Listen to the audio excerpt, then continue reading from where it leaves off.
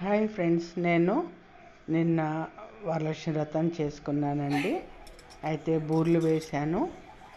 బూర్లు, పులిహార, పరమాన్నం చేశాను అనమాట. నేను బూర్లు ఎలా వేశాను అంటే మైదా పిండి, వరిపిండి, శనగపిండి కలిపి బూర్ల చోవి కలిపానండి. ఎక్కడ చీదమంటే చీద, అసలు బూర్లు కొంచెం కూడా పాడవ్వండి. చూశారు కదా, నిన్న వేసి నైవేద్యం పెట్టేసిన తర్వాత ఇంకా కొంచెం మిగిలింది, అది వాళ్ళ వేస్తున్నాను. చూసారు కదా, వీడియో తీస్తూ చేయడం వల్ల కాస్త తోకలు అవి వస్తున్నాయి, కానీ మామూలుగా అయితే అంత రావు. చక్కగా ఎక్కడ కూడా మనం చేసుకునే పూర్ణం బట్టి కూడా ఉంటాయండి.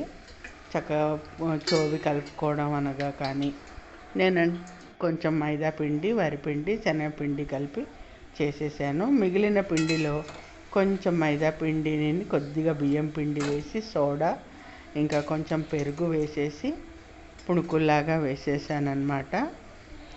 చాలా పుణుకుల్లాగా. తెలుసు కదా మీకు, అదే పిండి కాబట్టి కొంచెం మిగిలింది. సరే, ఎందుకు వేస్ట్ చేయాలి, ఎలాగో ఇవాళ శనివారము టిఫినే కదా అని చెప్పి చక్కగా కొంచెం మైదా పిండి, కొంచెం వరిపిండి వేసేసి, కొద్దిగా పుల్లటి పెరుగు వేసి, కొంచెం ఉప్పు, తినే సోడా కూడా వేసేసి కలిపేసి అట్టే పెట్టేశాను. ఒక 2-3 గంటలు అట్టే పెట్టేసి, అది నానిన తర్వాత మళ్ళీ పుణుకులు వేసేసాను అన్నమాట. దాంట్లోకి టమాటా చట్నీ చేశాను.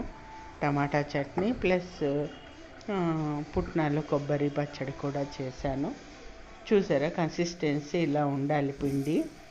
చూసారా నేను ఎలా వేస్తున్నానో చెప్పాను కదండి.